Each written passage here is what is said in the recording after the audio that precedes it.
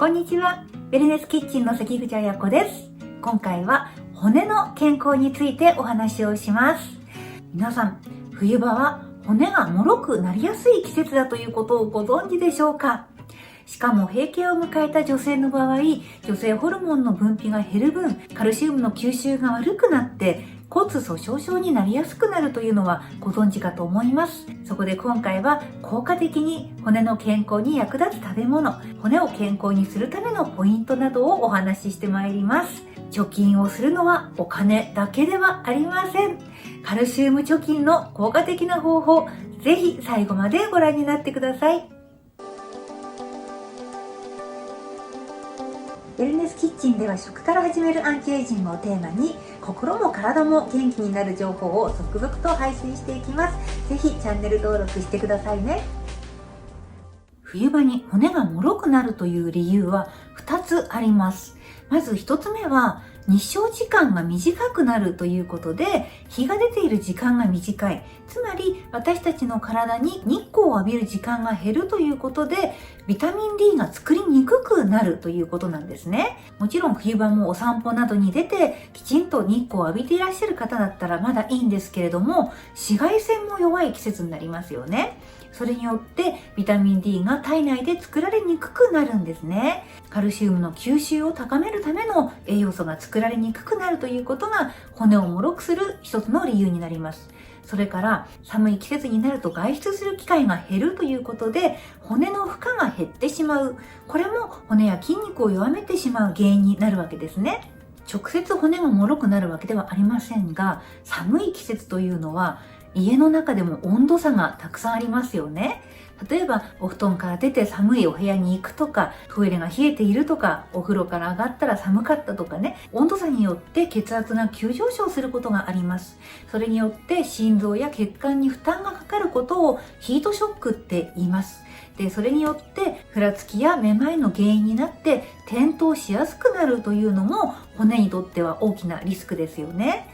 そこで今回は骨の健康に役立つ生活と栄養素についてお話をします。骨を強くするポイントです。骨は負荷をかけるほど骨が細胞が活性化します。そしてカルシウムの沈着がしやすくなるんですね。家にずっといると筋肉も弱くなるし、骨も脆くなるということなので、寒くなる季節でも日光を浴びるために外に出て30分ぐらいお散歩をするのも効果的です。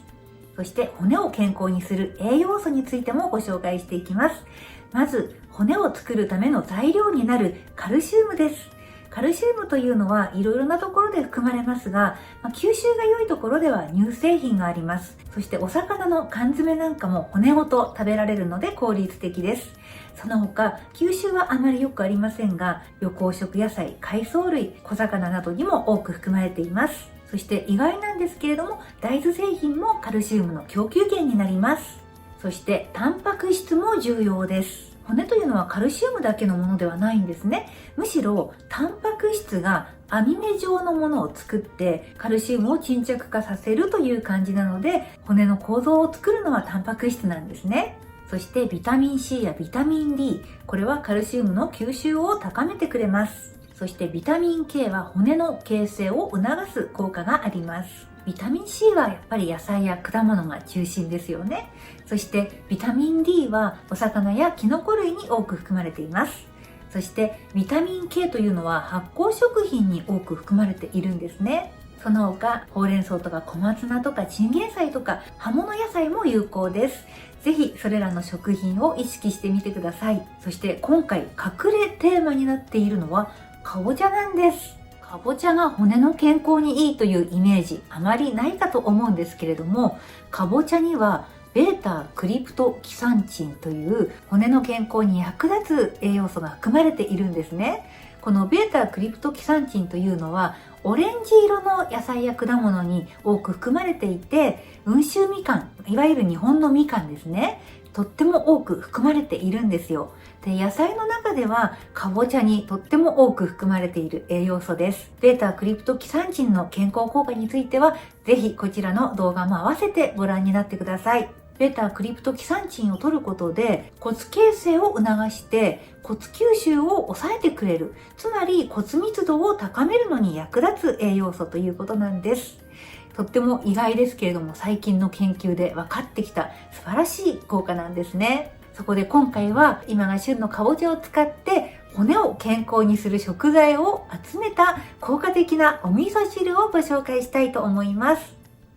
骨を元気にするかぼちゃの豆乳チーズ味噌汁になります。今お話ししたような骨の健康に役立つ栄養素が含まれる食品をぎゅっと集めてみました。まず先ほどお話ししたベータクリプトキサンチンが多いかぼちゃです。かぼちゃにはビタミン C も含まれるのでカルシウムの吸収も助けてくれます。豆乳です。こちらは大豆製品でカルシウムやタンパク質の供給源になります。チーズです。意外とチーズというのはカルシウムを取るには非常に効率的で、しかもね、発酵食品なんですよ。なのでね、乳酸菌も取れるし吸収もいいのでおすすめです。そしてお味噌、これも発酵食品ですよね。発酵食品はビタミン K の供給源ですよというお話もいたしました。そしてなんとお味噌汁のお出汁なんですけれども、このような感じでだしパックの中身をね、もうそのまま使います。そうすることでお魚に含まれるミネラルやカルシウムも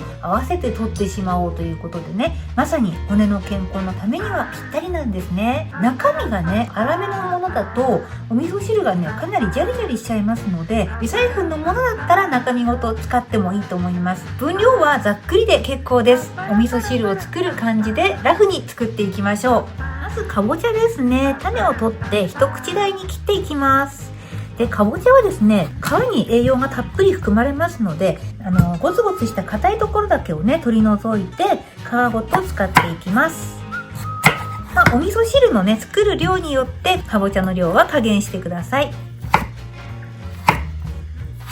今回はかぼちゃだけですけれども、葉物野菜、ほうれん草とか小松菜とかね、チンゲン菜とかそういったものにもね、カルシウム豊富ですので、合わせて一緒に入れていただいても結構です。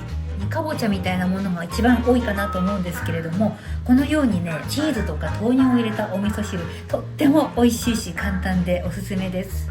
そしてだしパックの中身をそのまま加えていきます。このようにね、すごく細かい粒子なので、そういっただしパックの場合はね、そのまま使っちゃった方がさらに骨の健康にはいいと思います。ぜひね、細かい粒子のだしパックだったらね、中身ごと使ってみてください。今回はここに豆乳が入りますので、少し水分少なめにしておくといいと思います。そして骨の健康にはさらにマグネシウムや葉酸、ビタミン B12 なんかも有効です。これらが含まれる葉物野菜を加えてあげてもいいと思います。さらにカルシウムが多いひじきとかスキムミルクの活用もおすすめです。はい、かぼちゃが煮えたようですね。はい、そしたらここで豆乳を加えていきます。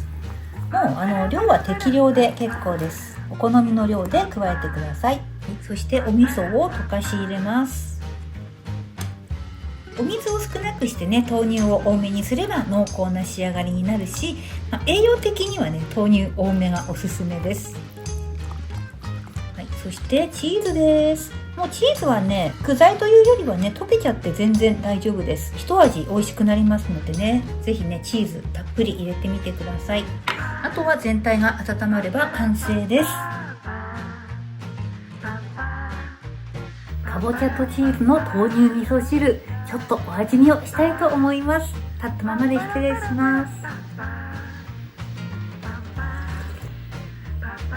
す。もう言葉はいりませんね。お味噌汁とかお鍋にね、豆乳入れたことあると思いますけれども、本当にね、なんて言うんだろう、濃厚さが出て高級スープみたいな味になりますよね。本当にね、まろやかで美味しいんですよ。チーズはね、割と控えめなんですけれども、いい隠し味になっていると思います。言い忘れたんですけれども、やはりね、大豆製品を一緒に摂るということはイソフラボンの効果もありますので、カルシウムの吸収にね、少しプラスアルファになるんではないかと、そんな期待もされているそうです。ぜひかぼちゃの豆乳味噌汁試してみてください。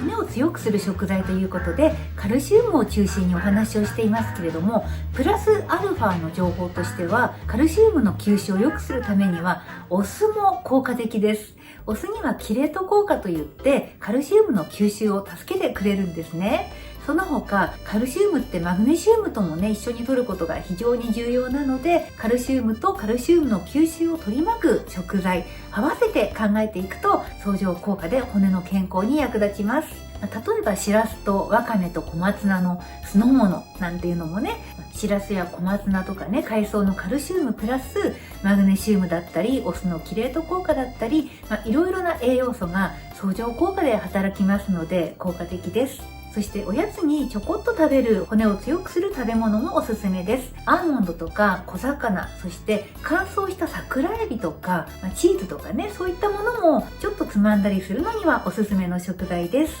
今までは取った方がいい食べ物と栄養素だったんですけれども、逆にカルシウムの吸収を妨げてしまうというものもあるんですね。それはね、リンです。リンというと加工食品とかインスタント食品とかスナック類なんかにね多く含まれている成分なので、摂りすぎには注意しましょう。それからアルコール、カフェインもカルシウムの吸収を妨げる食材です。そしてカルシウムを排出させてしまうものとしては食塩があります。なので塩分の摂りすぎも注意ですね。今回は冬場の骨の健康ということで、積極的に摂りたい骨の健康に役立つ食べ物や栄養素についてご紹介させていただきました。冬場というのはどうしてもお家にこもりがちで筋力が減ったり骨が脆くなりやすくなったりする環境になりますので、お散歩など適度に日光を浴びるように工夫してみてください。一度減らしてしまった筋肉や骨密度を戻すというのは結構大変なことなので、ぜひ日々の生活の中で骨の健康も意識してみてください。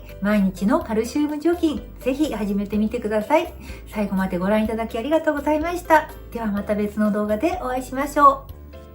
私の LINE 公式アカウントができました。友達登録をしていただくといろいろなお得な情報盛りだくさんです。ぜひ友達追加お待ちしています。